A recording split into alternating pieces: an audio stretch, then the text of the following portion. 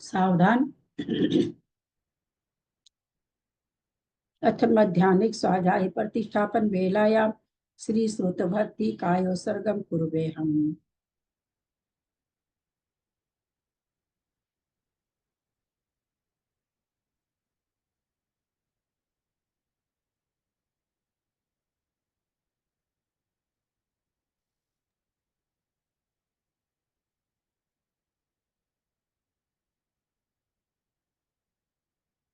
कोटिशतं द्वादशैव कोट्यो लक्षानि स्मृति तत्कानि चैव पञ्चाशदष्टो सहस्रसंख्या वेतच्छ्रुतं पंचपदं नमामि अरहन्त भासि यत्थं गणहरदेव्यं गन्धियं सम्मं प्रणमामि भक्तियुक्तो सुज्ञानमो वयं शिरसा इच्छामि भक्ति सुधभक्ति कावसको कौतसलचो अंगो वंग पईनै पाहुडै परियम सुत पड़मान वो पूग्या चुलिया चेप सुतै थई धम्म कहा निचकालम अच्छेमी पूजेमी बंदामी नमस्सामी दुख कहो कम कहो बोहिलाओ सुगई गमनम समाहि मरणम जिनगुण संपत्ति हो मज्जम। अथ मध्याह्निक स्वाध्याय प्रतिष्ठापन वेलायाम श्री आचार्य भक्ति कायोसर्गम कुर्वे हम।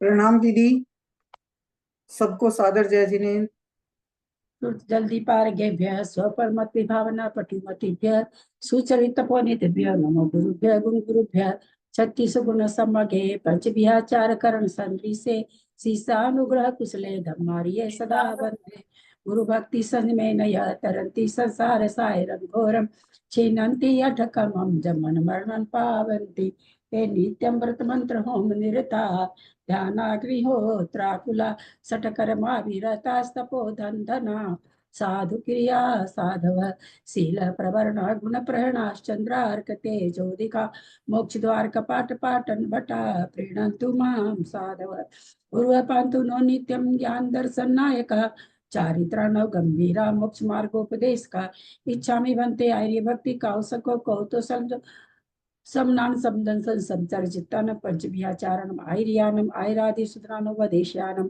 उवज्जायनम तीरेन गुण पालनर्यानम सौसामनाम निचकालम अच्छेमी पूज्येमी बंदामी नमस्सामी दुख कहो कम खो वहिलाओ सुगई गमनम समाहि मरणम जिनगुण संपत्ति हो मज्जम ओकारं बिंदु संयुक्तं नित्यं ध्यायन्ति योगिनः कामदं मोक्षदं चैव ओंकाराय नमो नमः अविरल शब्द नौका प्रचाली सकल भूतल कलंका मुनि विरूपासी तीर्था सरस्वती हर्तु न दूरितम अज्ञानतिमिरान्धानां ज्ञानाञ्जन शलाकया चक्षुरुन्मीलितं येन तस्मै श्री गुरुवे नमः श्री परम गुरुवे नमः परम्पराचार्य गुरुभ्यो नमः सकल कलुष विध्वसकम श्रेषां परिवर्धकम धर्म संबंधकम भव्य जीव मन प्रतिबोधकारकम पुण्य प्रकाश पापणासमिदम शास्त्रम श्री गोमठसार कर्मकांड नामधेयम अस्य मूल ग्रंथ करतारः श्री सर्वज्ञ देवास्तदुत्तर ग्रंथ करतारः श्री गंधर देवः प्रतिगंधर देवः तेषां वचो सार्थमासाद्य श्रीमत् नेमि चंदाचार्य न विरिष्टम इदं शास्त्रम श्रोतारः सावधानतया शृण्वन्तु मंगलम भगवान वीरो मंगलम गौतमो गनि मंगलम कुंद कुंदाद्यो जैन धर्मोस्तु मंगलम सर्वमंगल मांगल्यम सर्व कल्याणकारकम प्रधानम सर्वधर्मानां जैनम जयतु शासनम जैनम जयतु शासनम जैनम जयतु शासनम सरस्वती नमस्तुभ्यं वरदे कामरूपिणी विद्यारंभं करिष्यामि सिद्धिर्भवतु मे सदा। द्वादश जिनवानी माता की जय। परम मांगलिक ग्रंथ गोमठसार जी कर्मकांड जी की जय। आचार्य भगवंत श्री नेमीचंद आचार्य की जय। आरिका गन्नी श्री आदिमती माता जी की जय। अढ़ाई दीप में विराजमान सभी आचार्य उपाध्याय सब साधु के चरणों में नमोस्तु नमोस्तु नमोस्तु। सभी आर्यका माता जी के चरणों में वंदामी वंदामी वंदामी। सभी छुल्लक छुल्लिका एलक के चरणों में इच्छामी इच्छामी इच्छामी। सभी प्रतिमाधारी के चरणों में, ग्रुप में विराजमान प्रतिमाधारी के चरणों में वंदना वंदना वंदना। पूज्य बाबूजी, नेमीचंद भाई साहब, उमराव भाभी और भी जो भी पूज्य जन हो, सबका सादर चरण स्पर्श, सभी से सादर जय जिनेन्द्र। हम लोग परम मांगलिक ग्रंथ गोमरसार जी कर्मकांड जी का स्वाध्याय कर रहे हैं, जिसको आचार्य भगवंत नेमिचर आचार्य ने प्राकृत भाषा में गाथा रूप में लिखा है, तथा उस पर आदिमती अरिकागर्णी श्री आदिमती माता जी की टीका से हमारा स्वाध्याय चल रहा है। कर्मकांड जी के अंदर 9 अधिकार हैं, 4 अधिकार पूर्ण हो चुके हैं, 5वां अधिकार स्थान समुत्कीर्तन अधिकार चल रहा है, जिसमें आचार्य हमें खास करके मोहनीय कर्म की और नाम कर्म की प्रकृतियों का कितना बंध, कैसे कितने बंध के स्थान होंगे, कितने उदय के स्थान होंगे, कितने सत्व के स्थान होंगे, ये हमें बता रहे हैं, जिसमें हमने मोहनीय कर्म के बंध सत्व उदय स्थान तो हमारे हो चुके हैं, नाम कर्म के उदय स्थान 12 बता चुके हैं। अब उसमें किस तरह से भंग बनेंगे, किस तरह से भंग बनेंगे और क्या मार्गना में कैसे कैसे उदय होगा, ये सब आगे बताने जा रहे हैं। पणमीय शीर्षा नेमिं गुणरयन विभूषणं महावीरं सम्मतरयन निलयं पैडिसं कीर्तनं गोच्छं नमिउन नेमिनाहं सज्जजुहिर्नमं श्रियंगिजुगं बन्धुदय सत्तठा बन्धुदय सतजुतं ठानसं कीर्तनं गोच्छम्।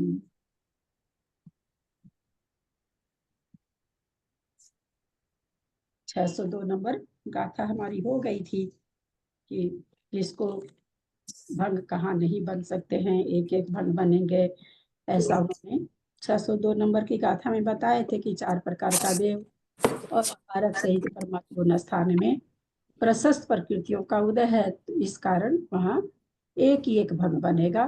भंग कब बनते हैं?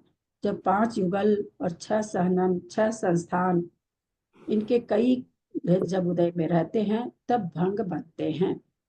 एक ही संस्थान का उदय हो, एक ही सहनन का उदय हो, और 5 युगल में से युगल का उदय नहीं हो करके केवल प्रशस्त का हो अथवा केवल अप्रशस्त का हो, ऐसी दशा में भंग नहीं बन पाते।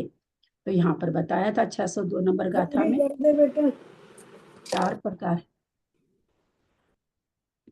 4 प्रकार के देवों में प्रशस्त प्रकृति का ही उदय होता है, और हारक शरीर सहित प्रमथ गुण स्थानवर्ती के भी प्रशस्त प्रकृति का ही उदय है, ऐसा उन्होंने बताया था। तो यहाँ भंग क्या बनेंगे? एक एक भंग बनेंगे, और सासाधन सहयोगी गुण स्थान तक जहां जहां जिन प्रकृतियों की उदय विच्छुत्ति हो जाती है, उस हिसाब से उनके भंग कम होते चले जाएंगे। 6 सहनन 6 संस्थान हम सभी जानते हैं कि अलग अलग गुण स्थानों में इनकी उदय विच्छुत्ति होती है, जहां जैसे जैसे उदय विच्छुत्ति हो जाएगी वैसे वैसे भंग कम होते जाएंगे।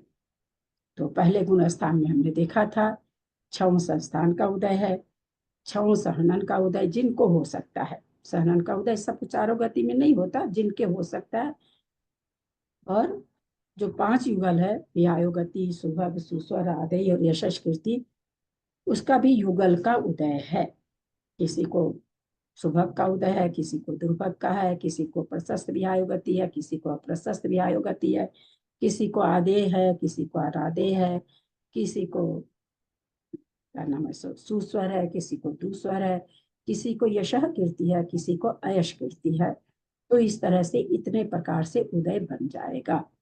तो यहाँ पर वही करके बता रहे हैं कि साधन सहयोगी गुणस्थान, चूंकि मिथ्यात्व गुणस्थान में 117 प्रकृति का उदय पाया ही नाना जीवों की अपेक्षा पाया ही जाएगा, तो इसलिए वहां पर भंग उतनी प्रकृति से बन जाएंगे। आगे जैसे जैसे विच्छुत्ति होगी, उदय विच्छुत्ति होगी, वैसे वैसे भंग बनेंगे। ऐसा 602 नंबर गाथा में आचार्य हमें बता चुके हैं। 603 604 605 ये 3 गाथा एक साथ है। बाबूजी गाथा पढ़ेंगे क्या आप? पढ़ेंगे तो एक गाथा आप पढ़ लीजिएगा पहले। एक हाँ। गाथा, हाँ एक गाथा सुमन जी आप पढ़ लीजिएगा, एक उमराव भाभी 605 नंबर आप पढ़ लीजिएगा। फिर हाथ नहीं लगाती हूँ किताब में आज। अच्छा ठीक है, तो फिर क्या नाम है सो निशा जी आप पढ़ लीजिए। वर्षा जी आप पढ़ लीजिएगा, है ना ग्रंथ है ना वर्षा जी, ग्रंथ है ना? हाँ, ठीक है। है। विषादीनं भंगा इगिदालपदेषु संभवा कमसो एकम सट्ठी चेवय सत्तावीसं च उगुवीसं।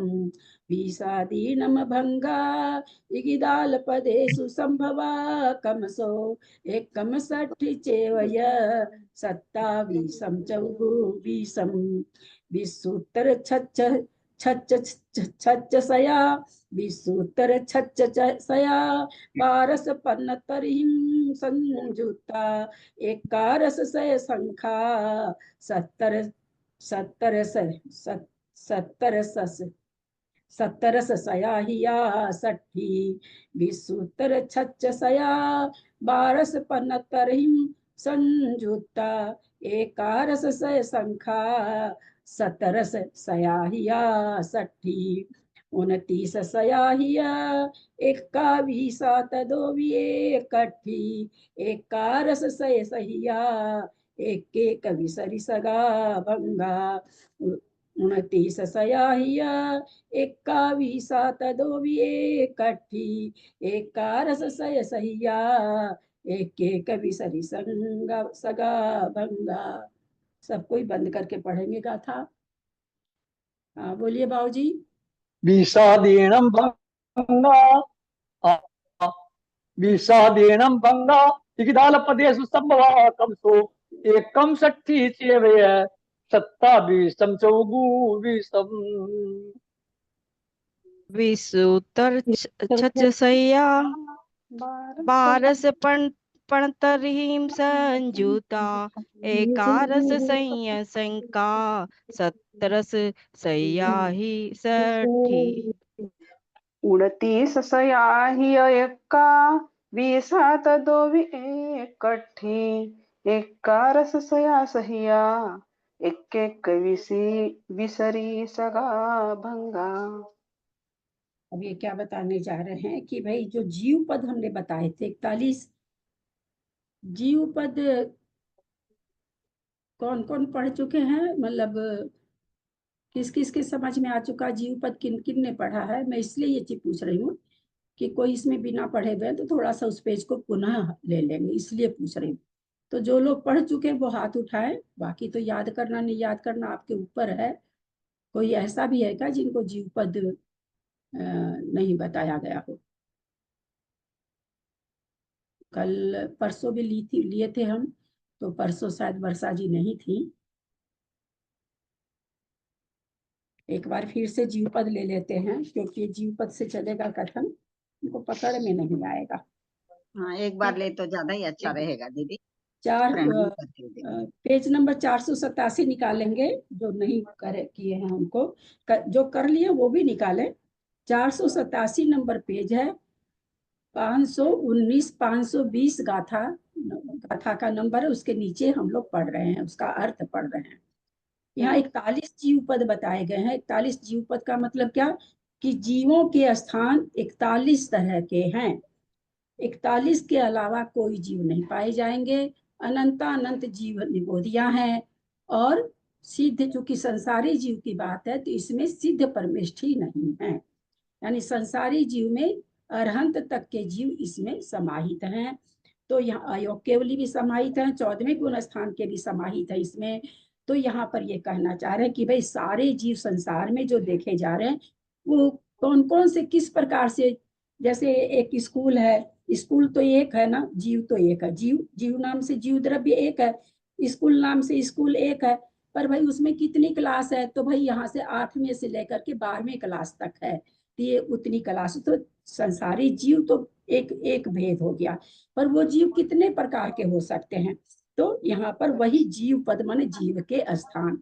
यहाँ 41 बताए गए थे, 41 बताए तो फिर आचार्य उसमें ये बताए थे कि नामकरण का बंध स्थान पहले बता चुके हैं, अभी तो नामकरण का उदय स्थान चल रहा है। तो वहां पर आचार्य ने बताए थे कि भाई 41 जीव पद में नामकरण के बंध स्थान तो 37 प्रकार के जीव पद में घटेगा, बंध स्थान 37 में घटेगा, 4 जीव पद में नहीं घटेगा। वो 4 जीव पद कौन से बताए थे, कौन बताएंगे? कौन से 4 जीव पद में नामकरण के बंध स्थान नहीं थे?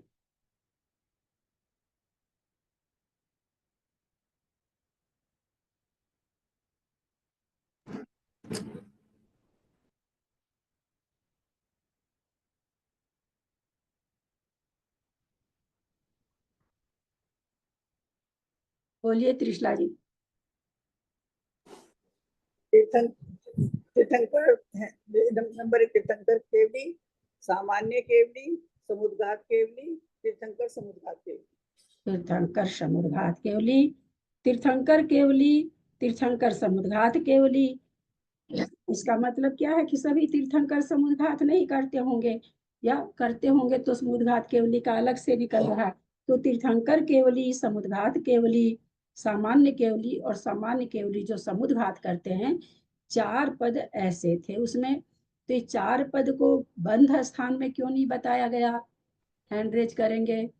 ये 4 जीव पद जब नामकरण का बंध स्थान बताया गया तो इन्होंने 37 का ही क्यों बताया, 4 को अलग क्यों कर दिया, 4 में क्यों नहीं बताया? बोलिए जयश्री जी। हाँ प्रणाम दीदी, इनमें नाम कर्म का कोई बंध नहीं होता है। उत्तर तो आपका सही है पर पूरा नहीं है।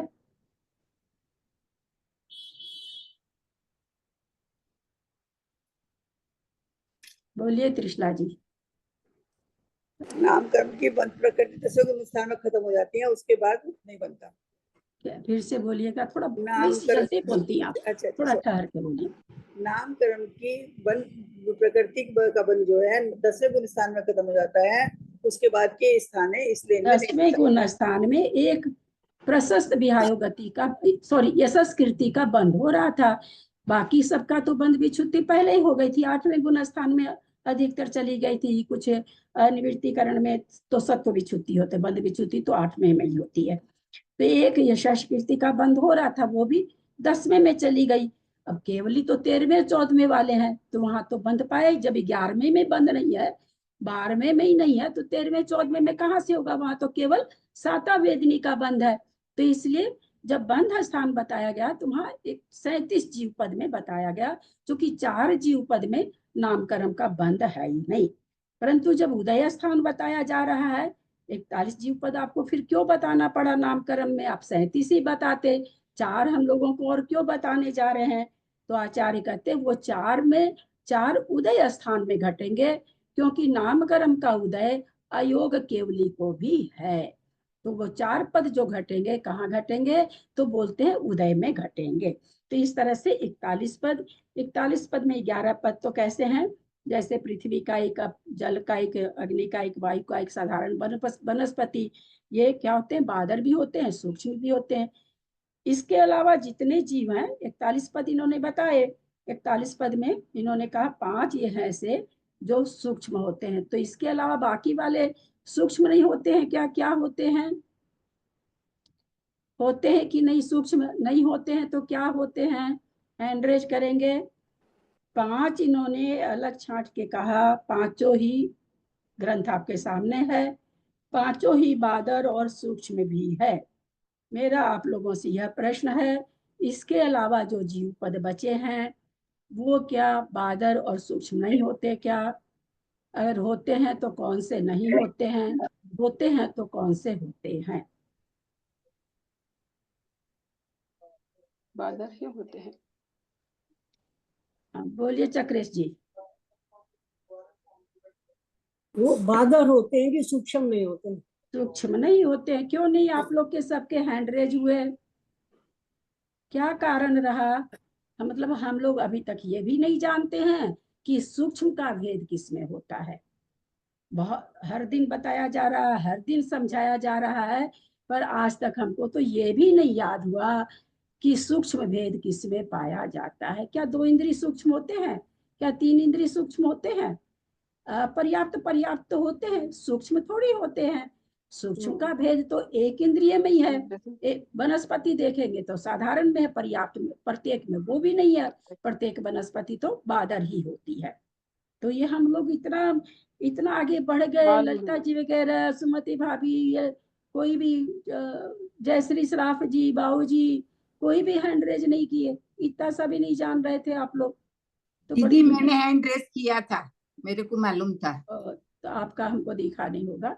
मैं भी कर रही आपका तो दिखा ही ना, आप लोग का दिखा नहीं मेरे को कुछ, तो या तो मेरा ध्यान नहीं गया। चलिए ठीक है, बहुत अच्छा, आप लोग किए थे तो आप लोग को है। तो यहाँ पर ये क्या कहते हैं, जो 5 एक इंद्रिय हैं, प्रत्येक वनस्पति भी एक इंद्रिय है, लेकिन उसको छोड़ करके साधारण वनस्पति और ये 4 जीव कैसे होते हैं, बादर भी होते हैं और सूक्ष्म भी होते हैं। तो 5 दूनी 10 हो गए, 10 प्रकार के जीव हो गए ना। बादर पृथ्वी का एक, सूक्ष्म पृथ्वी का एक, बादर जल का एक, सूक्ष्म जल का एक, ऐसे 10 प्रकार के 10 जीव पद तो यही हो गए। फिर आगे क्या कह रहे हैं, प्रत्येक वनस्पति 2 इंद्रिय, 3 इंद्रिय, 4 इंद्रिय, पंच इंद्रिय, संगी और असंगी। कितने हो गए ये? 3 और 2 5 1 6 और एक मनुष्य हो गया 17 7।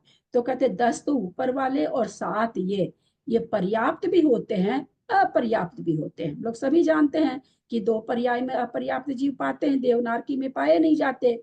त्रियंच के सारे भेद आ गए, मनुष्य में कोई भेद है नहीं। तो मनुष्य वैसे क्षेत्रार्य और वो सब एक अलग चीज है। मनुष्य सब मनुष्य ही है। तो मनुष्य 2 प्रकार के, पर्याप्त और अपर्याप्त। तो 17 के 17 क्या हो गए, पर्याप्त हो गए, अपर्याप्त हो गए। तो 34 पद हो गए। कितनी जल्दी से 34 पद हो गए ना। अब इसमें क्या कह रहे हैं कि सामान्य केवली, तीर्थंकर केवली, समुद्घात केवली और समुद्घात तीर्थंकर केवली, 4 तो ये जोड़ लो और आहारक शरीर जोड़ लो। तो ये 6 क्या होते हैं, पर्याप्त ही होते हैं। और देव और नारकी क्या होते हैं, ये भी पर्याप्त ही होते हैं। तो एक तो नारकी हो गया 34 में 35, और 6 ये हो गए सामान्य केवली, तीर्थंकर केवली, समुद्घात केवली, समुद्घात सामान्य केवली, तीर्थंकर केवली, समुद्घात सामान्य केवली, 4 आहारक शरीर और देव, 6 ये हो गए। ये भी 6 पर्याप्त ही होते हैं। यानी अगर किसी का आहारक शरीर का उदय आया है, तो मिश्र का योग चल रहा है, उसमें उसका मरण नहीं हो सकता। आहारक शरीर की पर्याप्ति उसको होगी ही होगी।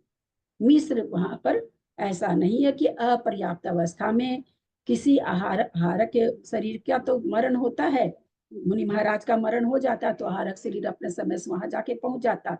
पर जिस समय आहारक मिश्र है, यानी जिस समय आहारक शरीर पर्याप्ति पूर्ण कर रहा है, उस समय न तो उस मुनि महाराज का मरण होगा, और इसलिए आहारक मिश्र का अपर्याप्त अवस्था यहाँ पर नहीं घटेगी।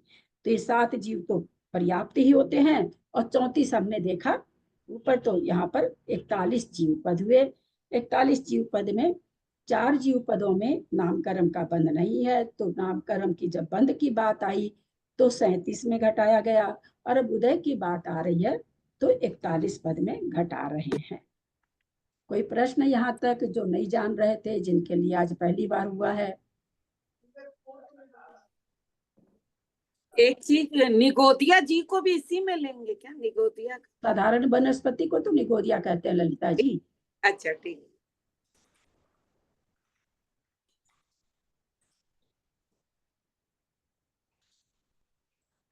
कोई प्रश्न है क्या किसी को? बहुत अच्छा पूछ लिए, बहुत अच्छा, नहीं तो रह जाता निगोदिया तो कोई और ही है ना।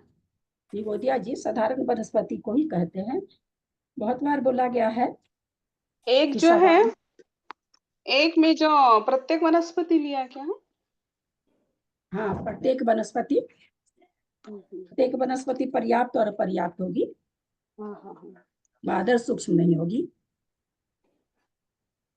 आगे आगे में ऐसा आया है, सभी साधारण वनस्पति निगोदिया ही होती है, सभी निगोद साधारण वनस्पति नहीं होते। यानी कोई सोचे कि बस साधारण वनस्पति है वही निगोद जीव है, तो आचार्य कहते नहीं, निगोदिया जीव उसके अलावा भी है। कहाँ पर है? कलकला पृथ्वी। अरे वो तो बहना मेरी, वो तो उसमें आई गए ना, पूरे लोक में। वनस्पति हाँ में आई। इस बात के ऊपर। मेरा फिर से सुने, मेरे आप लोगों को बोलते बोलते ये प्रश्न आ गया और दिमाग आ गया कि नहीं। अभी तक तुम केवल पढ़े ही थे, पर कभी मैंने दिमाग नहीं लगाया कि साधारण वनस्पति से अलग कहाँ पाए जा रहे हैं। तो आपको बोलते बोलते अभी दिमाग में आ गया, तो मैं कही कि चलो इसको कह देते हैं। आचार्यों ने क्या कहा है कि सब साधारण वनस्पति निगोदिया ही होती है। दूसरी पंक्ति उन्होंने दी कि साधारण वनस्पति ही निगोद नहीं होती, यानी उसके अलावा भी निगोदिया जीव है। कहाँ है? तीनों लोक में। वो तीनों लोग सूक्ष्म जीव की, यहाँ पर सूक्ष्म और बादर नहीं घटाना। कहाँ है? हाँ बोलिए जेठी भाई साहब, जेठी भाई साहब बोलिए।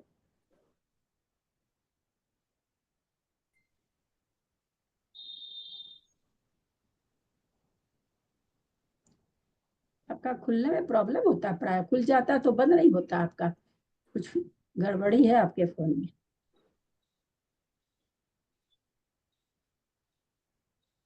सुनीता जी बोलना चाह रही, बोलिए सुनीता जी।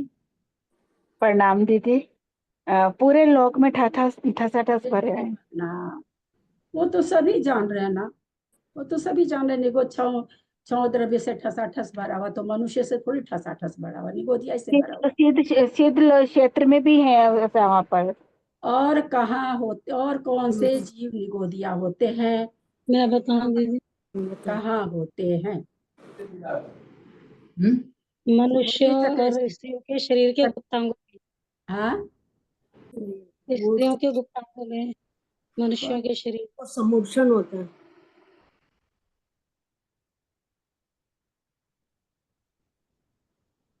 हाँ चक्रेश जी बोलिए तो। जो नरक की पहली पृथ्वी है उससे ऊपर, और मध्य लोक जी, जो मध्य लोक की क्या बिल्कुल पूछा नीचे आपने? होता है।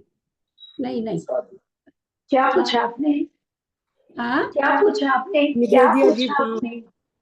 मैंने ये पूछा कि लिखा हुआ है कि साधारण वनस्पति निगोदिया ही होती है।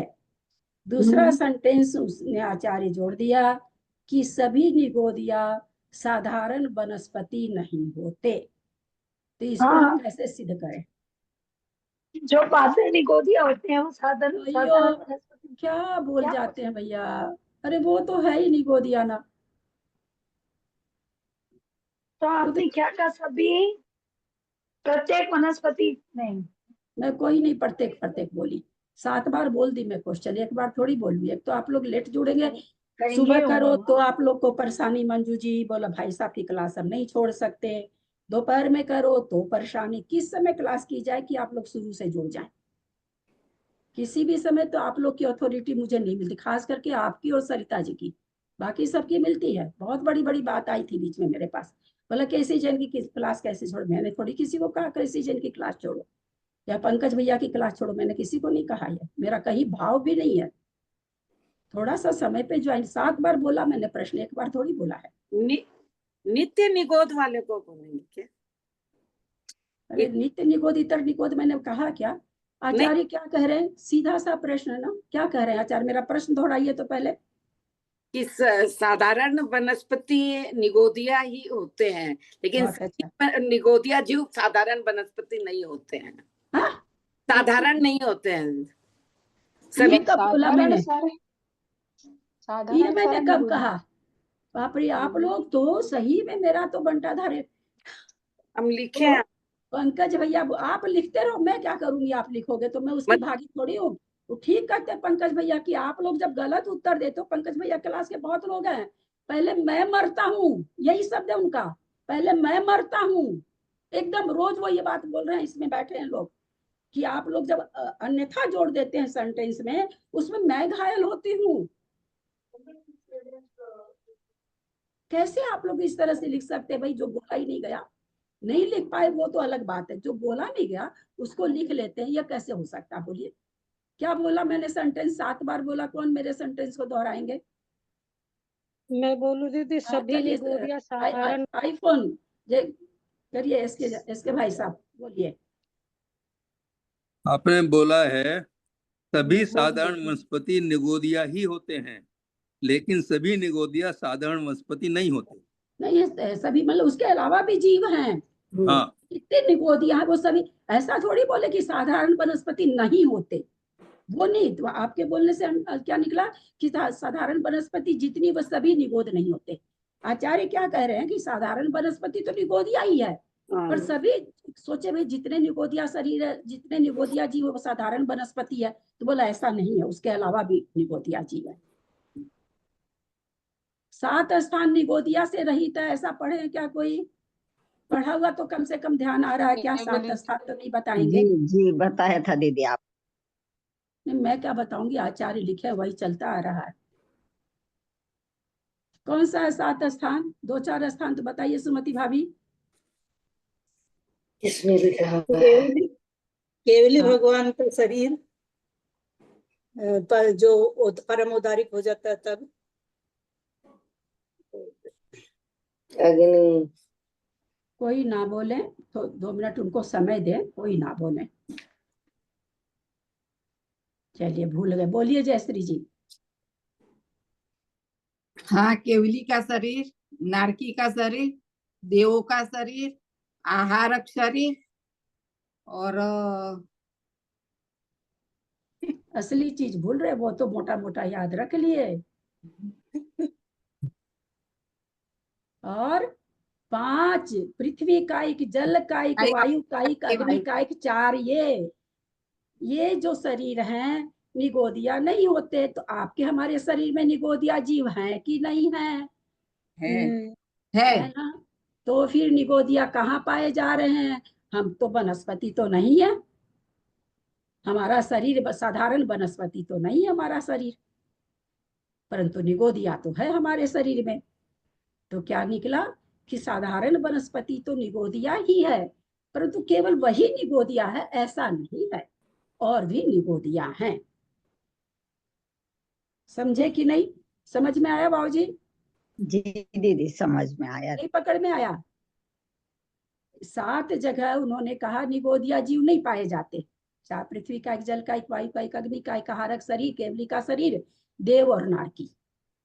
इस तरह से 8 स्थान, 7 स्थान, 9 स्थान ऐसे अलग भेद करते हैं। तो कहीं कहीं 9 भी लिखा हुआ। तो मनुष्य में केवल, और देवनारकी तो छट गए, मनुष्य और त्रियंच बचे। मनुष्य और त्रियंच में उन्होंने क्या ले लिया? केवली का शरीर। तो सारे त्रियंच बच गए और सारे मनुष्य बच गए, असंख्यात तो मनुष्य बच गए। यहाँ इसका मतलब उनमें निगोदिया जीव पाए जाते हैं। पारिशेष न्याय से निकले ना बाबूजी। केवली का शरीर निगोदिया रहित है, तो जो केवली नहीं है, जो भी त्रियंच और ये, तो सबके निगोदिया जीव हैं शरीर में। ये तो अपने आप ही निकल गया ना।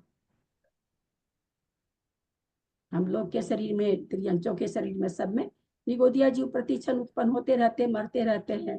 यहाँ तक कि केवल ज्ञान होने के पहले तक ये जितनी उनकी आयु है, उतनी देर पहले तक वहां भी निगोदिया हो रहे हैं, प्रति समय मर रहे हैं। शंकाकार ने शंका उठाई कि आप कहते हो कि केवली हिंसा नहीं करते, तो वहां केवल ज्ञान हो रहा और हिंसा हो रही है, कहीं हिंसा से भी केवल ज्ञान होता है क्या? ये प्रश्न उठाया बाबूजी जैनेन्द्र सिद्धांत कोश में। मैंने तो उसी को पढ़ा है बाबूजी ज्यादा करके।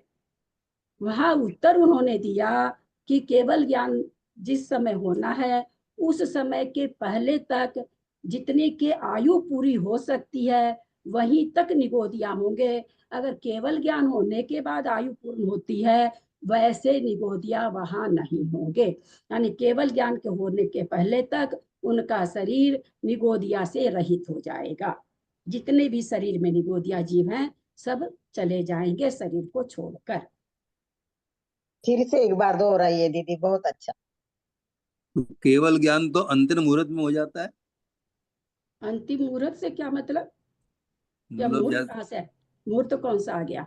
अंतर मुहूर्त मतलब एक आवली से ऊपर जितना भी अंतर मुहूर्त है उसमें हो सकता है नहीं केवल तो ज्ञान। वो मुहूर्त कहाँ लाएंगे आप? अंतिम मुहूर्त कहाँ घटा, किस में घटा रहे हैं अंतिम? केवल ज्ञान होने में। केवल ज्ञान होने में अंतिम मूर्त क्या, वो तो 16 पर के वहां पर प्रकृति विच्युति हो रही है, सत्व विच्युति हो रही है और केवल ज्ञान हो रहा है। एक समय बढ़ती है 13वां गुण स्थान है, वहां अंतर्मूर्त घटाने का तो अंतर्मूर्त तो सारे योग गुण स्थानों का भी है, एक एक गुण स्थान का भी है। हाँ वही एक समय से ऊपर, हाँ एक आवली से ऊपर, एक आवली से ऊपर, तो हाँ, उतनी बाद देर में में जितने भी जीव हैं निगोदिया वो सब खत्म हो जाएंगे। वहां पर ये कहा गया जैसे 12वें गुण स्थान में मुनि महाराज हैं, कम से कम एक आवली एक समय के लिए तो है ही है, एक अंतर्मूर्त है तो एक आवली एक समय के लिए तो है ही है, और उनकी आयु तो बहुत छोटी है ना, तो उस एक आवली एक समय की जो 12वें गुण स्थान का समय है, उस एक आवली एक समय तक में जो मरण को प्राप्त हो जाएंगे, वैसे ही जीव वहां पर उत्पन्न होंगे, उतनी ही आयु वाला। मान लीजिए कोई एक आवली के बाद जन्म ले ले, अभी एक समय बचा 12वें गुण स्थान का, तो नहीं लेंगे क्योंकि एक समय आयु नहीं है उनकी, तो वहां पर अब जन्म नहीं लेंगे। ऐसा वहां पर आप लोग खोल के देख सकते हैं, आप लोग के पास जनरल सिद्धांत कोश होगा, मैं तो उसी से बता रही हूँ। तो वहां पर जब उन्होंने शंका उठाई कि आप तो हिंसा से केवल ज्ञान करा रहे हो, तब उन्होंने ये उत्तर दिया कि नहीं, वहां निगोदिया जीव की उत्पत्ति समाप्त हो जाती है। जो जीव रहते हैं केवल ज्ञान के पहले पहले उनकी आयु समाप्त हो जाती है। जिस समय केवल ज्ञान होता है उस समय किसी जीव का मरण नहीं हो रहा वहां पर। ऐसा जनरल सिद्धांत कोश में, किसी पुस्तक जनरल सिद्धांत कोश तो कोश है, धवला से हो चाहे किसी से होगा, मुझे वो ग्रंथ का नहीं याद है कि किस ग्रंथ से है, पर मैंने जनरल सिद्धांत कोश में पढ़ा था। दीदी प्रणाम करती हूँ दीदी। हाँ दीदी प्रणाम कर रही, इसको ऐसा समझे हम कि जैसे केवल ज्ञान होना है उतने समय तक ही उनका मरण हो जाए निगोदिया जीवों का, ऐसे ही जीव वहां हाँ, पैदा होंगे, है ना? हाँ ऐसे जी ही जी जीव जी उसके, हाँ उसके बाद आयु रहे, ऐसे जीव नहीं होंगे। नहीं होंगे। जी जी प्रणाम दीदी प्रणाम। तो भाभी एक बात पूछनी थी मुझे, दीदी समय भेद नहीं है क्या वहां पे कि क्या कैसे युगपत, मतलब जैसे इधर केवल ज्ञान हुआ और इधर वो जीव का खत्म हो गया, मतलब जितने थे खत्म हो गए, कैसे माने? पहले अनंतर समय में केवल ज्ञान होगा, वो हिंसा का प्रकरण है, अनंतर समय में होगा, अनंतर समय में होगा। हाँ हाँ, ठीक। मैं कुछ बोल रही थी, कृष्णा जी बोले, आप बोले, कुछ जरूरी चीज बोल रही थी। मैं ये सब पूछ रही थी भाभी कि जो शरीर में होता है वो तो समूर्छन जीव कहते हैं हम लोग, जो समूर्छन जीव, तो वहाँ निगोदिया तो मुझे, मैं इसका जवाब नहीं दूंगी, इसका जवाब आप लोग केवली के उसमें जाके पूछिएगा, मैं लिखा हुआ बता दी। नहीं नहीं नहीं भाभी, एक मिनट, 8 जगह निगोदिया जीव नहीं पाए जाते, यही है हेडिंग, यही है।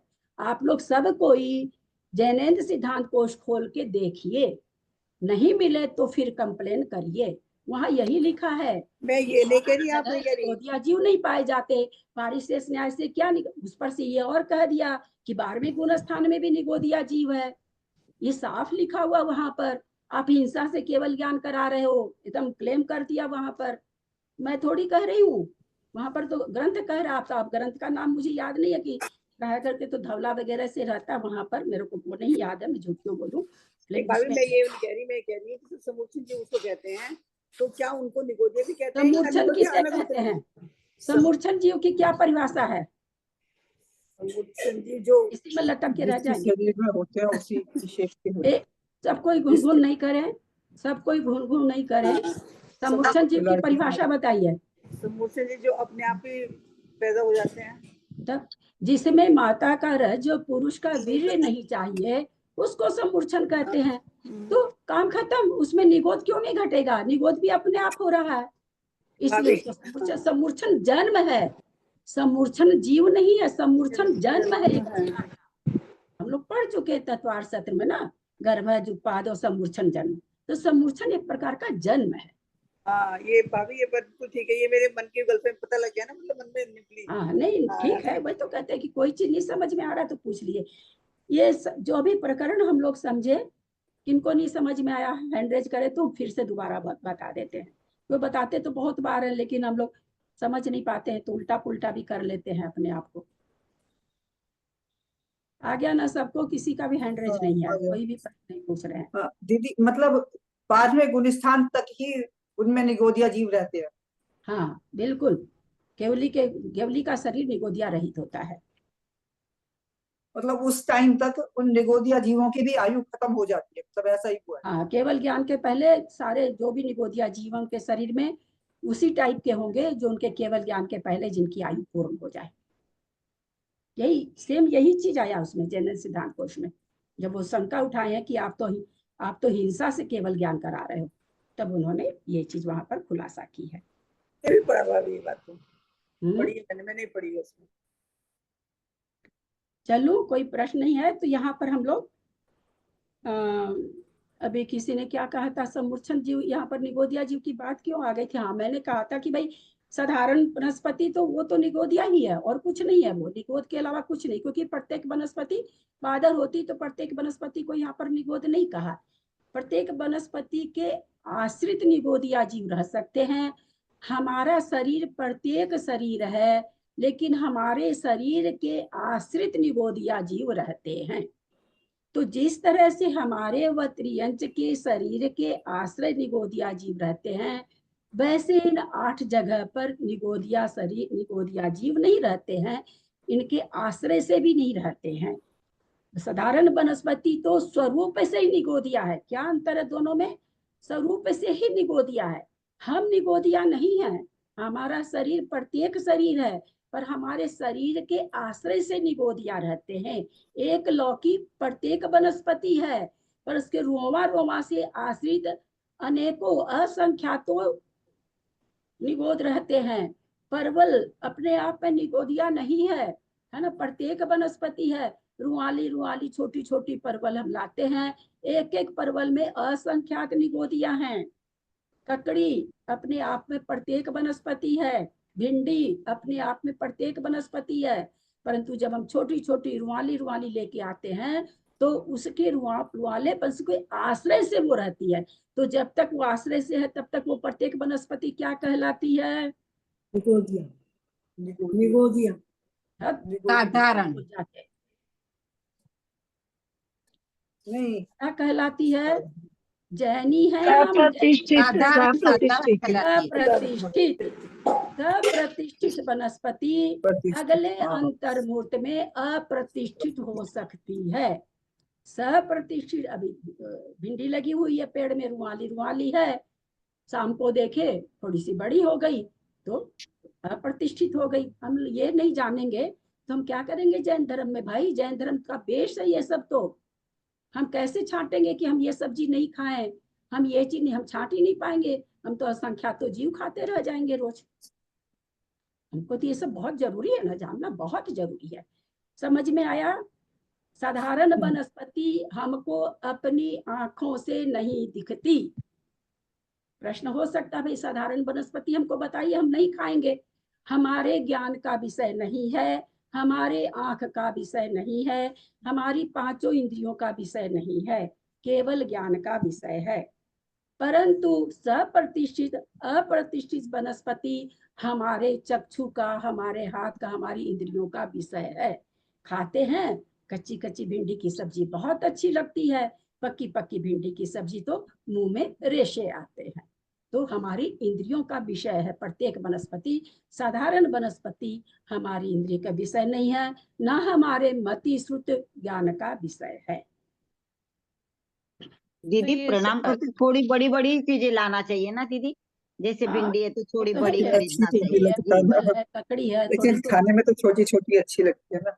हाँ नहीं, अब आजकल हम समझने लगे ना, जब से थोड़ा बड़ा ही लाते हैं दीदी। दीदी कोई भी सब्जी को तोड़ने के बाद में और वो सब वो है ना, वो जो आप संभंग और ये सब जो कह रहे हैं, वो तो हर चीज को तो नहीं ऐसा होता। आप है सो कई बार है ना, सो परवल में छोटे छोटे रोआ को नहीं दिख रही, तोड़ेंगे तो विभंग होके टूट जाएगी, लेकिन रोआ उसके ऊपर है ना। वो भी पहचान बताई है, संभंग भी बताई है कि संभंग होने से साधारण उस सप्रतिष्ठित है। और अगर तो जैसे खीरा को तोड़े बराबर है, बराबर दोनों भाग टूटा, इसका मतलब वो अभी सप्रतिष्ठित है। अगर तोड़ने में 2 तरह का, बहुत से लोग इतनी बढ़िया से तोड़ते हैं कि पक्के खीरे को भी बिल्कुल समभाग में तोड़ लेते हैं, एकदम समभाग में तोड़ लेते हैं। तो वो चीज हम लोग उसको उतना बढ़िया से मोटे रूप में कह सकते हैं, पर अपने लोग को रुआली तो जरूर समझ में आ जाती है। असंभव तो ऐसा कि कितना तोड़ेंगे, सब्जी वाली की सब्जी लेके तोड़ेंगे तो भगा देगा, बोलो भागो सब्जी नहीं है, यहाँ से भागो। तो ये दीदी हम लोग जानना बहुत ये जो काई वगैरह होती है वो साधारण वनस्पति में आती है क्या? मतलब काई काई होती है ना, काई जमी काई हुई। तो अपने को आंखों से दिखती है, अनंत अनंत बादर जीव है। तो अभी मैंने क्या कहा कि हमारे किसी भी इंद्रिय का विषय नहीं है साधारण वनस्पति। अभी तो मैंने ये कहा ना, तो आंख का विषय बन गया ना। तो अपने को जीव नहीं दिख रहा वो अलग बात है, पर काई तो दिख ही रही ना। आगम में यही आया कि साधारण वनस्पति अवधि ज्ञानी वगैरह को दिया, मति श्रुति ज्ञान का विषय नहीं बनती। चलो सब्जेक्ट थोड़ा सा विषय तो बाहर का हो गया, कर्मकांड जी तो बेचारा अच्छा लगा, बढ़िया रहा। 41 जीव पद जो हमको तो वर्षा जी दिखी नहीं रही। हाँ वर्षा जी, 41 जीव पद समझ में आ गए ना? तो अब हम लोग चल रहे हैं। अब यही यहाँ ये बताने जा रहे हैं, यहाँ ये बताने जा रहे हैं कि भाई जो हमने आपको 41 जीव पद बताए थे और हमने 12 स्थान बताए उदय के, है ना? 12 स्थान कौन कौन से हैं? हैंड रेज करें तो।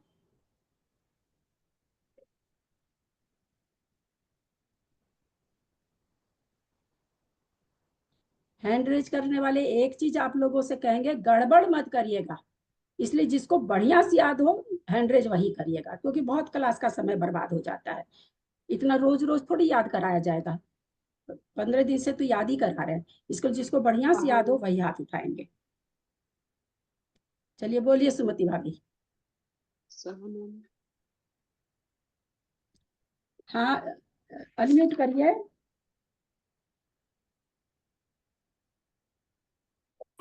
20, 21, 24, 25, 26, 27, 28, 29, 30, 31, 8, 9।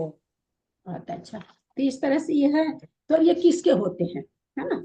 प्रश्न उठ रहा कि ये जो स्थान है किन किन जीवों में कौन कौन से उदय स्थान पाए जाते हैं। हम लोगों ने सारे स्थान 5 काल में घटाए हैं कि 5 काल में कौन कौन से उदय उदय उदय के लिए 5 काल बताया आचार्य ने। एक तो कारमन काल अथवा विग्रह गति, दूसरा मिश्र काल, तीसरा शरीर पर्याप्ति काल, चौथा वचन पर्याप्ति का भाषा पर्याप्ति काल, और पांचवा स्वास्थ्य नहीं चौथा स्वास्थ्य पर्याप्ति काल। 5 कोई नहीं बोले, और नहीं तो आप बोले मैं थोड़ी देर चुप भी रहूंगी, मेरा गले को आराम भी मिल जाएगा। ग्रंथ आपके सामने है, आप लोग थोड़ी देर बोले, मैं थोड़ी देर चुप हो जाती, मुझे आराम भी मिल जाएगा। बाकी लोग म्यूट ही कर लेंगे ना, बाकी लोग जो खुले हैं वो म्यूट कर लेंगे। तो स्वाच्छोच्छ्वास काल और भाषा पर्याप्ति काल उन्होंने 5 काल इस तरह से बताए कि 5 काल में ही उदय योग प्रकृति। तो अब कोई सोचे भाई मन प्राप्ति काल क्यों नहीं बता रहे? मन प्राप्ति काल मन संज्ञा कोई कर्म प्रकृति नहीं है। संज्ञा नाम बोल के कोई भी नाम कर्म की प्रकृति नहीं है संज्ञा बोल करके। इसलिए मन प्राप्ति किसी को हो रही तो उसमें नाम कर्म की प्रकृतियों का ज्यादा उदय नहीं बनेगा कि भाई चाहे एक मन पर्याप्ति काल बोल करके एक प्रकृति बढ़ गई हो, ऐसा नहीं होता। इसलिए भाषा पर्याप्ति काल के बाद में काल और कोई आगे नहीं है। अब देखते हैं गाथा का अर्थ करते हैं पहले। 20 आदि नम भंगा, 20 आदि प्रकृतियों के स्थानों को लेकर भंग इगी दाल पदेशु, इगी एक दाल माने 40, 41 पदों में सप्तमी का बहुवचन है पदेशु, 41 जीव पदों में संभवा संभव होने वाली यथा संभव कम सो क्रम से है। यानी हम जो नीचे कहने जा रहे हैं वो आप 41 जीव पद में क्रम से लगाइए। एक कम एक, 60 60, चैव और भी, 27 27, सत्ता माने 7, 20 माने 20, 27, उगु विषम एक कम, उगु विषम मतलब 19, 20 उत्तर छच सैया, 600 के उत्तर में 20 लिखो। उत्तर माने बाद में, 20 माने 20, 6 माने 6, सया माने 100, 600 के उत्तर में 20 लिखो यानी 620। 12 12, पन तरहिम संयुक्ता, पन तरहिम माने 75 से संयुक्त माने सहित, 11 सय संख्या, 1100 के 75 किससे सहित है? 1100 से सहित यानी 1175, 1700 सया यानी 1700 से हिया माने अधिक, 60 माने 60 यानी 17 से 60 अधिक अर्थात 1760। 29 सया हिय, 29 माने 29 सया माने 100, 2900 से हिया माने अधिक, 21 1 और 20 यानी 21 यानी 2921। तदोभी और भी वहां 61 11 सहिया, 11 माने 1100 से हिया माने अधिक, 61 यानी 1161। 1 यानी 8 प्रकृति रूप और 9 प्रकृति रूप। 20 संगा भंगा, 20 संगा माने 20 सदृश यानी अपुनरुक्त, भंगा माने भंग होते हैं। तो इस तरह से इन्होंने बताया कि भाई कितने भंग होते हैं सारे स्थानों का लेकर के, तो बोले इतने भंग होते हैं जो अपुनरुक्त हैं, पुनरुक्त को इसमें से हटा दिया गया है। 20 प्रकृति के स्थान को आदि लेकर स्थानों के भंग गाथा 519 520 में कथित 41 जीव पदों की अपेक्षा यथासंभव क्रम से 1 60 27 19 620 12 1175 17। कुछ पूछ रहे हैं क्या? 1760 2921 और 1161 होते हैं। तीर्थंकर समुद्घात केवली का एक भंग है, किंतु वह पुनरुक्त भंग है। तीर्थंकर समुद्घात, जितना तीर्थंकर को प्रकृति उदय में है नामकरण की, समुद्घात करने वाले केवली के भी उतनी है। तो वहां क्या करें, एक भंग है वो पुनरुक्त हो गया, जो तीर्थंकर को है उतना ही उसको है, तो इसलिए उस भंग को हम नहीं ले रहे हैं। अतएव आयोग केवली के तीर्थंकर प्रकृति सहित 9 प्रकृति का एक और तीर्थंकर रहित 8 प्रकृति का एक भंग, इस प्रकार कुल 7758 भंग होते हैं। सारे भंग जोड़ करके ऊपर जितने भंग दिए थे उनको जोड़ करके कह रहे हैं कितने टोटल भंग हैं, तो 7758 भंग हैं। अब पूरा समझाया है माता जी ने। 20 प्रकृति का उदय सामान्य समुद्घात केवली के प्रतर लोक पूर्ण संबंधी कारमान काल में होता है, क्योंकि 20 प्रकृति हम लोग देखे थे विग्रह गति में, अनुपूर्वी रहित विग्रह गति में 20 प्रकृति का उदय था। 12 तो ध्रुव उदयी और 8 युगल था, तो इस तरह से 12 8 20 प्रकृति का उदय था। तो वही यहाँ पर कह रहे हैं कारमान काल में होता। कारमान काल उनको कब होता है, प्रतर और लोक पूर्ण में होता है। तो वही यहाँ पर कह रहे हैं कि सामान्य समुद्घात केवली के तो प्रतर और लोक पूर्ण संबंधी कारमान काल में होता है, उसका एक भंग है। चूंकि अप्रशस्त प्रकृतियां वहां नहीं है तो एक ही भंग बनेगा। 21 प्रकृति का उदय देव के विग्रह गति में है। 21 प्रकृति का उदय किसको है, जो कोई देव में जा रहा है, और किससे जा रहा है, अनुपूर्वी के उदय से जा रहा है, विग्रह गति में है वो अभी, और उसको क्या है, कारमान काल चल रहा है। कारमान काल में उस जीव को जो देव में जा रहा है 21 प्रकृति का उसको उदय है, उसका एक ही भंग है। क्यों एक ही भंग है, कहाँ पर आचार्य ने कहा एक ही भंग है, क्यों एक भंग है?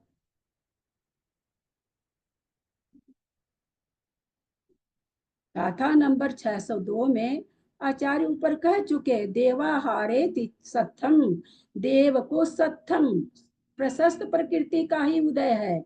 उन्होंने 602 नंबर की गाथा में पहले ही कह दिया। तो कहते 21 प्रकृति का उदय देव के विग्रह गति में है, उसका एक ही भंग है। तीर्थंकर के समुद्घात संबंधी कारमान काल में एक ही भंग है। मनुष्य के कारमान काल में, मनुष्य आ गया है, शुभग आदे यशस कीर्ति, इन 3 युगलों में से एक एक प्रकृति के उदय से 8 भंग हो जाएंगे। कोई मनुष्य है, विग्रह गति से जा रहा है, जहां भी जा रहा है, तो कोई किसी को सुभग का उदय है, किसी को दुर्भग का उदय है, किसी को आदेय विग्रह गति में है, किसी को अनादेय है, किसी को यशस कीर्ति है, किसी को अयश कीर्ति है।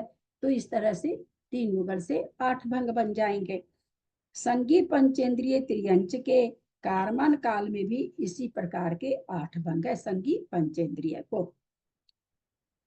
6 बंद बने ना, 6 भंग बने ना मनुष्य कार्बन काल में। 8 बनेंगे, 2 दूनी 4 दूनी 8, 2 + 2 + 2, अच्छा, 2 दूनी मल्टीप्लाई 4 दूनी 8।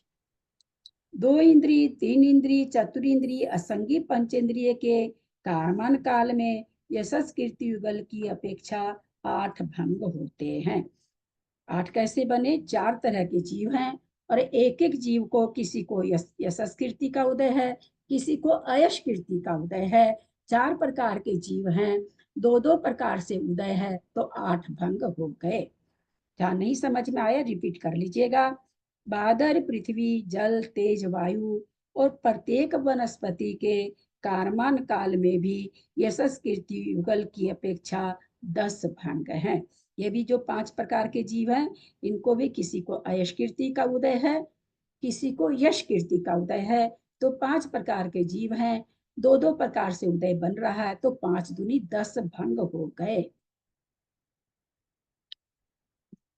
सूक्ष्म पृथ्वी का एक, अग्नि का एक, व वायु का एक, वह सूक्ष्म बादर साधारण वनस्पति का संबंधी कारमान काल में एक एक की अपेक्षा 6 भंग हैं। ऐसा क्यों हो रहा है? 6 क्यों बन रहे हैं? हैंड रेज करें। 6 भंग क्यों 6 भंग कैसे बन रहे हैं? बोलिए ललिता जी। क्योंकि साधारण वनस्पति को सूक्ष्म और बादर दोनों ले लिए हैं। हम आपको वो थोड़ी पूछ रहे हैं 6 भंग क्यों बन रहे हैं, वो तो ले लिए, सो तो लिखा ही हुआ है। लिखा हुआ क्या समझाते हो यार? अप्रशस्त प्रकृतियों का ही उदय, अप्रशस्त प्रकृति का ही उदय है ना। सूक्ष्म जीव को और वनस्पति, साधारण वनस्पति अगर बादर भी हो तो भी अप्रशस्त का उदय है। क्यों? क्योंकि साधारण वनस्पति हम लोग के तो ज्ञान में नहीं आती। अगर रहता उसको शुभ प्रकृति का उदय तो हमें भी पता चलता। तो इस तरह से साधारण वनस्पति तो सूक्ष्म हो या बादर हो, अग्नि का एक, वायु का एक और पृथ्वी का एक, सूक्ष्म बादर, साधारण वनस्पति नहीं, सूक्ष्म और बादर, ये चारों के लिए आया है। साधारण वनस्पति कारमान काल की अपेक्षा एक एक भंग हैं। नारकी के कारमान काल में एक ही भंग है, क्योंकि अप्रशस्त प्रकृति का उदय है।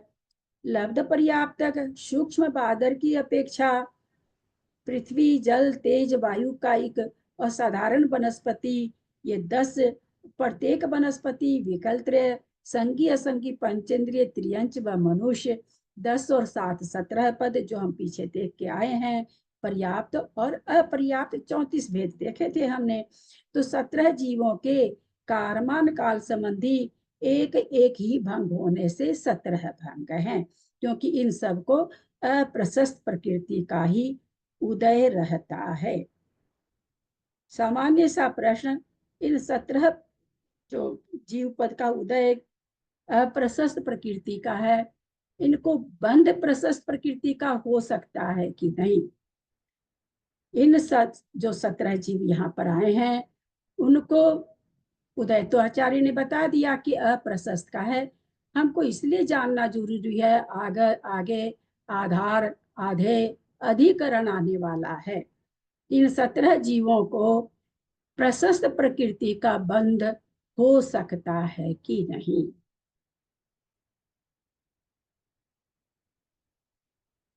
चलिए, 2 का जवाब तो गर्दन हिलने से आ गया मेरे को। आप लोग भी गर्दन हिला दिया कीजिए, बस बहुत है। हो सकता है, बंद हो सकता है, नहीं तो फिर तो अपन क्या जानते हैं कि निवोदिया से निकल करके वो कितने 927 क्या कितने जीव निकले और तद्भव से मोक्ष चले गए। कहाँ उन्होंने पुरुषार्थ किया भगवान जाने। तो इस तरह का जब हम पढ़ते हैं तो इसका मतलब वो प्रशस्त प्रकृति का बंध तो कर सकते हैं। 17 जीवों के कारमान काल संबंधी एक एक की भंग होने से 17 भंग है, एक एक जीव का एक एक भंग हो गया। इस प्रकार 21 प्रकृति उदय स्थान के सारे भंग कितने हुए? पीछे जो बता चुके हैं, 1 1 8 8 8 10 6 1 17। इस तरह से 60 भंग हो गए। कौन से काल में? कारमान काल में। अभी गुण स्थान नहीं बता रहे हैं, सामान्य से कारमान काल घटा रहे हैं। जब गुण स्थान घटाएंगे तो विवेचन कुछ और हो जाएगा। 24 प्रकृति उदय स्थान में, शरीर मिश्र काल में होता है। 24 प्रकृति नियम से शरीर मिश्र काल में होता है। और नियम से किसको उदय होता है? 24 प्रकृति का उदय नियम से किस जीव को होता है?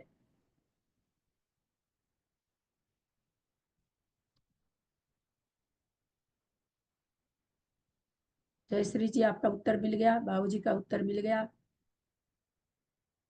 ईसा जी का भी उत्तर मिल गया।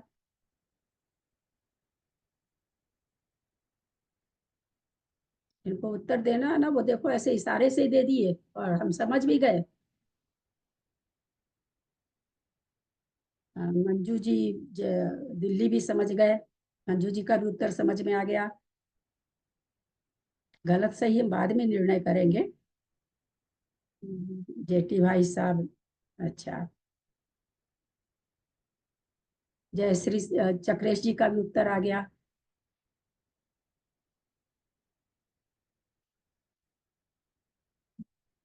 हाँ कविता जी बोलिए, आप कुछ बोल रहे हैं लेकिन सुन नहीं रहा है। नहीं, मैंने खोला नहीं था दीदी। हाँ आपने पूछा 24 प्रकृति को कौन बांधता है, क्या पूछा? बांधने की बात नहीं, उदय किसको उदय। वो बंद मेरे मुंह से भी निकल रहा बार बार। हाँ। किसको उदय में आ सकता? 24 प्रकृति वाला स्थान किसको उदय में आएगा? अरे खोलने के बाद इतना देरी क्यों? नहीं आ रहा मुझे, मनुष्य और तिर्यंच होगा कि मेरा एक कोई पुराना ऑडियो सुन ले तुम। आज जयपुर मंजू जी नहीं आई है क्या? हाँ बोलिए त्रिशला जी। 24 प्रकृति का उदय शरीर मिश्रित काल में तिर्यंच को और मनुष्य को आएगा। हाँ ललिता जी बोलिए तो। एक केंद्रीय लब्धि प्राप्त जो मिश्र काल। भाई साहब बोलिए तो, आपने 2 उंगली क्या दिखाई? मैं आपका उत्तर को समझ नहीं पाई जेठी भाई साहब। 2 से आपका क्या मतलब था? हाँ किस नहीं समझ पा रहे आप क्या? विमलेश जी बोलिए। दीदी दीदी एक इंद्रिय की अपर्याप्त अवस्था में मिश्र योग में 24 प्रकृतियां होंगी। एक इंद्रिय को अपर्याप्त काल तो है ही है, लब्ध पर्याप्त तक नहीं हुए। मिश्र का योग है तो वो तो है ही है। खैर उसमें मिश्र काल में 24 प्रकृति का कितनी बार बोला गया है? ईमानदारी से त्रिशला जी ऑडियो नहीं सुन रहे हैं आप लोग, नहीं सुन रहे हैं, क्योंकि रोज ये प्राय बात आ रही है। एक ही को है 24 प्रकृति का उदय, एक ही जीव को, एक प्रकार के जीव को, एक इंद्रिय को। तो ये बार बार बोला गया है कि एक ही जीव के लिए एक स्थान है। इतनी छोटी सी बात भी जब हम दिमाग में नहीं रखेंगे तो मेरा मन क्या करता रहता बाबूजी, दिन भर में पता नहीं मेरे हाथ से कितने सिद्धांत मैं किसी और को भी भेजती हूँ, कहीं और से मेरा सारा दिन इसी में, पता नहीं कितने सिद्धांत मेरे दिमाग में रहता कि आप लोग को बता दूं। लेकिन मैं इसलिए अपने को रोक लेती हूँ कि मैं जान रही हूँ कि बिल्कुल मट्टी है एकदम, कुछ भी बताओ, क्योंकि जो पढ़ रहे हैं उसका इतना मोटा सिद्धांत नहीं बता पा रहे। क्या क्या भूल जाते हैं, क्या क्या भूल जाते हैं उत्तर में। इतना मोटा सिद्धांत क्यों नहीं याद रहता? मात्र एक इंद्रिय जीव नहीं याद रख सकते हैं। शरीर मिश्र काल तो इन्होंने लिख ही दिया, वो काल तो हमको बताना ही नहीं था, है ना? आधा काम तो माता जी ने कर दिया। 24 प्रकृति उदय स्थान शरीर मिश्र काल में होता है। यहाँ बादल, पृथ्वी, अप, तेज, वायु और प्रत्येक वनस्पति में यशस कीर्ति उगल की अपेक्षा 10 भंग होते हैं। बादल, पृथ्वी, अप, तेज, वायु 4 हो गए, प्रत्येक वनस्पति 5 हो गए।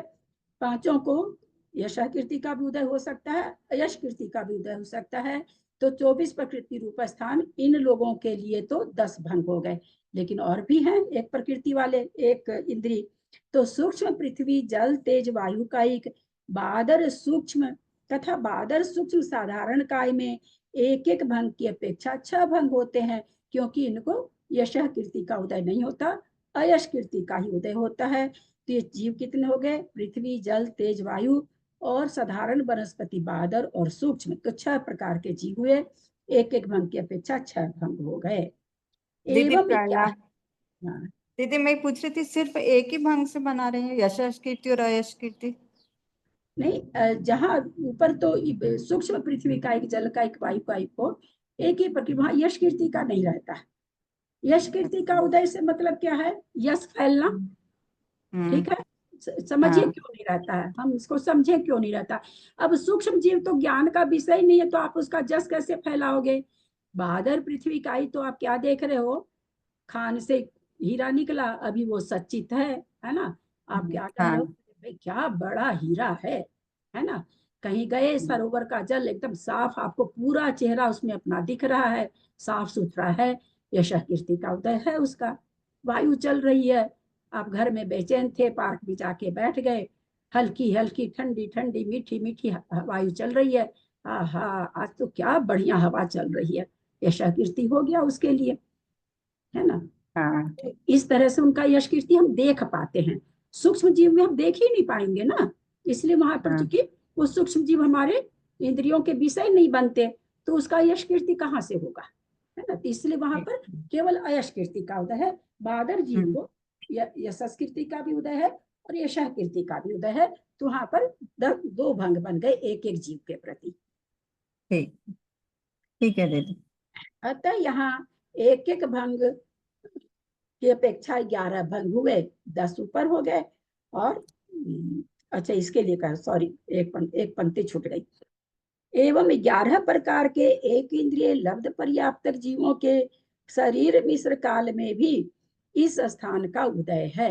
लब्ध पर्याप्तक अलग है ना? सूक्ष्म, जो अभी बीच में किसी ने कहा था निगोदिया जीव के लिए, क्या चीज के लिए बीच में लोग लब्ध पर्याप्तक, जब जब कुछ और बोलेंगे तब तक वो क्या, पंकज भैया का सेंटेंस है, वो रस्सी बन के मुझे भी गिराता है, पहले मुझे गिराता है। भैया का यही कथन है कि पहले मुझे गिराता है फिर आपको गिराता है।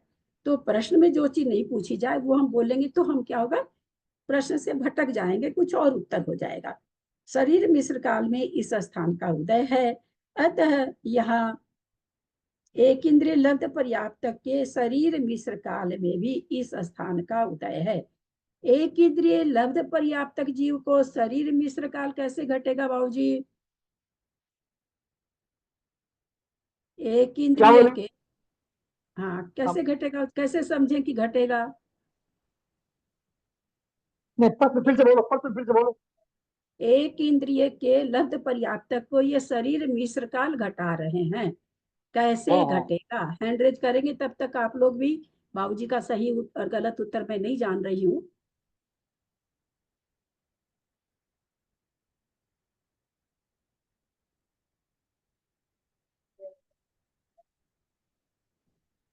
शरीर मिश्र काल कब होता है बाबूजी? कब शुरू होता है? जब इसमें जा रहा है, विग्रह गति में जा रहा था। वो तो कारमान काल है बाबूजी। नहीं, विग्रह गति के बाद मिश्र योग होता ना।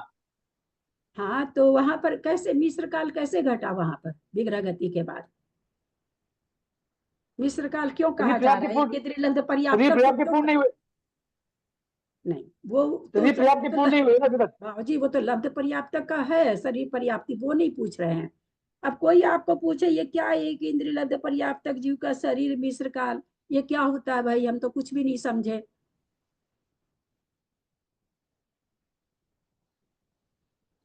एक इंद्रिय लब्ध पर्याप्तक के शरीर मिश्र काल ये कैसे बन रहा है? क्या, कैसे इसको घटाएं? शरीर मिश्र काल कैसे शुरू होता है?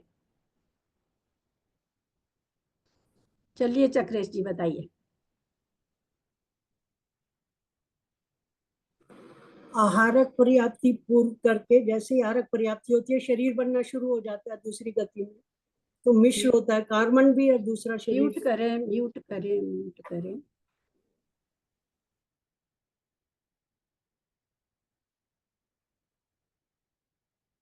शरीर मिश्र काल किसे कहते हैं, कब होता है? चक्रेश जी आप फिर से बोलिए थोड़ा सा ठीक करके।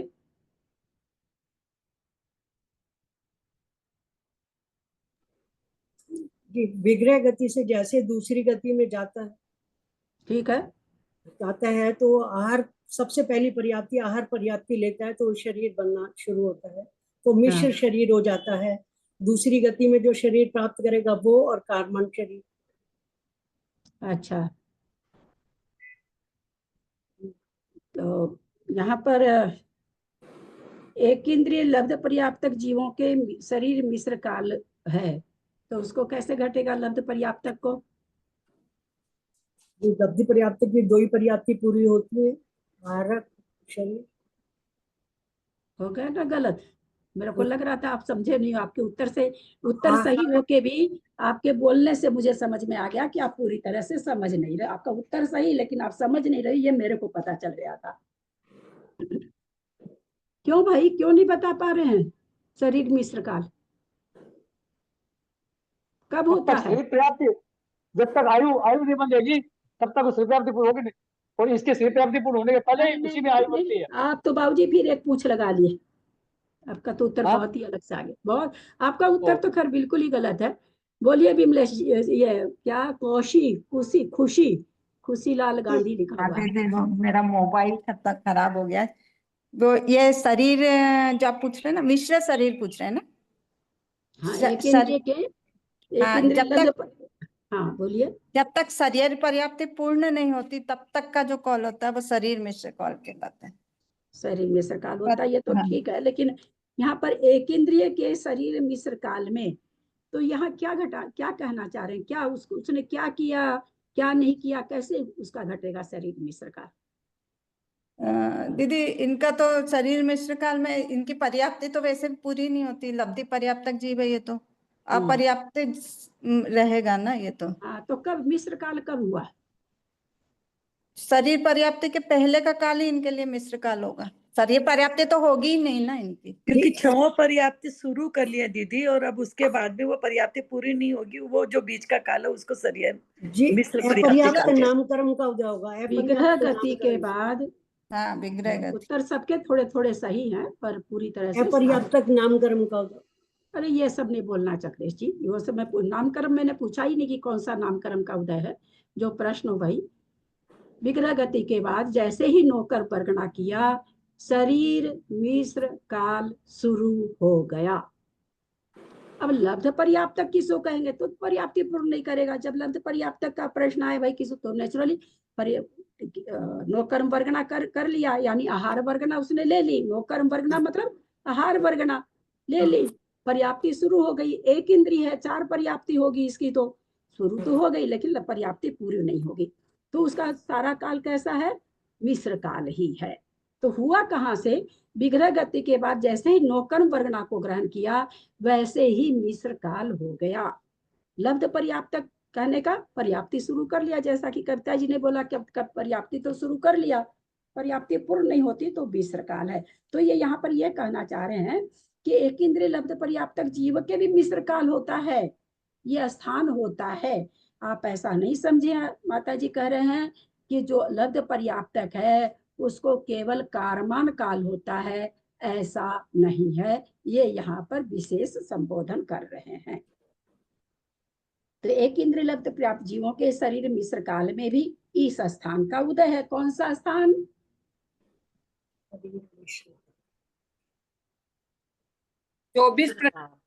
24 प्रकृति वाला स्थान। ये 24 की ये क्या करे कि एक इंद्रिय को तो है ही, सूक्ष्म बादर पर्याप्त उसको तो है ही है। जो लब्ध पर्याप्तक है उसको भी 24 प्रकृति का स्थान है, ये यहाँ पर विशेष करके बता रहे हैं। फिर से सुनिए, 24 प्रकृति का स्थान केवल एक इंद्रिय को बनेगा। तो भाई एक इंद्री में किसको बनेगा? कहती ये कहना चाह रहे हैं भाई पर्याप्तक को तो बनेगा ही बनेगा, विग्रह गति वाले को तो बनेगा ही बनेगा, लेकिन साथ में शरीर मिश्र काल वाले को बनेगा ही, विग्रह गति से मतलब नहीं है, मिश्र काल वाले को बनेगा ही बनेगा, लेकिन लब्ध पर्याप्तक को भी बनेगा।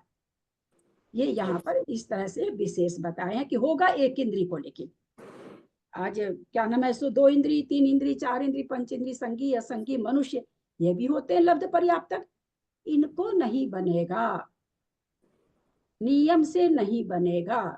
क्यों नहीं बनेगा त्रिशला जी?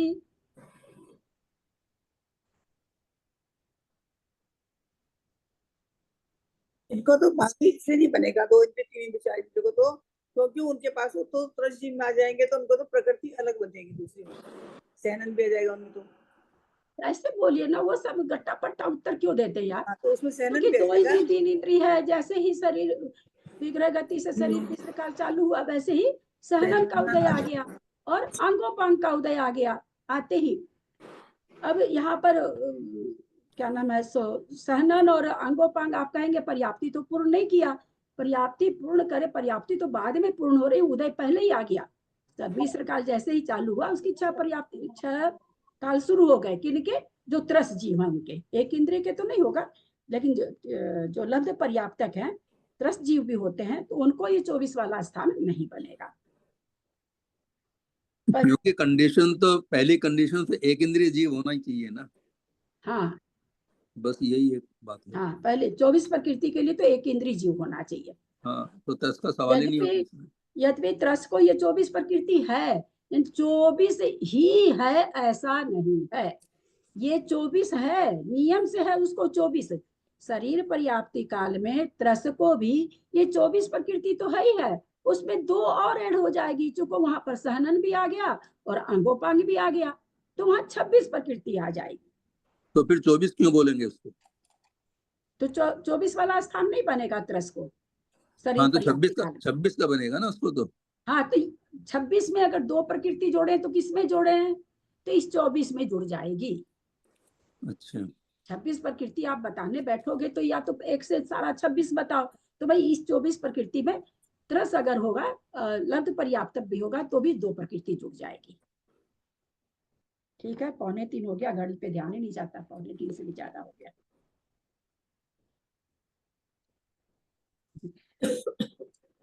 मूल ग्रंथ तो बहुत ही कम हो पाता है। अभी एक क्वेश्चन दीदी, सूतक में आप मतलब मैं अभी जैसे आपने पढ़ा है उसमें से कुछ लिख भी नहीं सकती हूँ ना?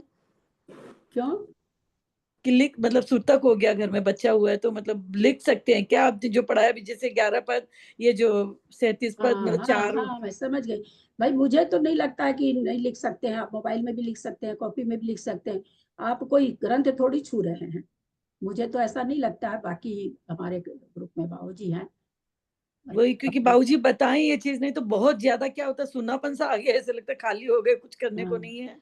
मेरी समझ में लिखने में तो कोई हर्जा नहीं है, क्योंकि अभी तुरंत जो सुने वो चीजें अभी की अभी नोट कर ले तो वो ध्यान में रह जाएगी। रहता ही है, तो कहते हैं ना, वो तो रहता ही है, बिल्कुल रहता है भाई, एकदम रहता है।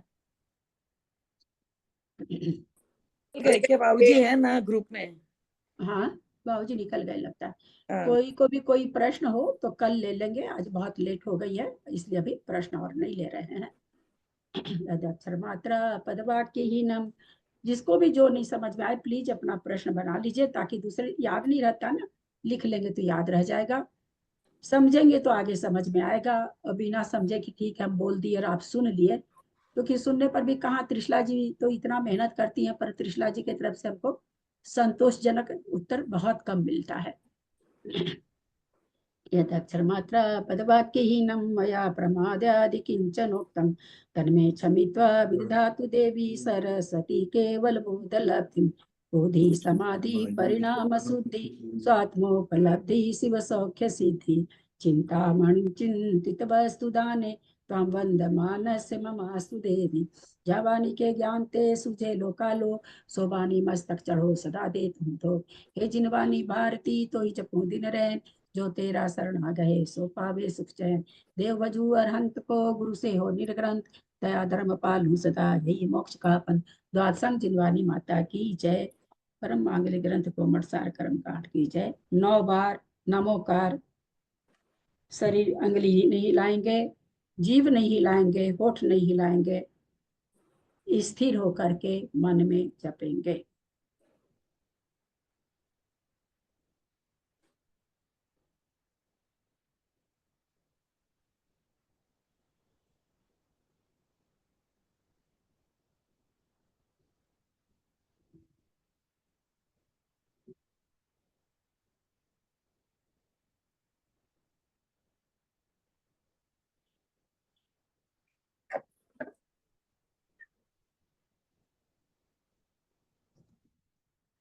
प्रतिमाधारी को सबको वंदना।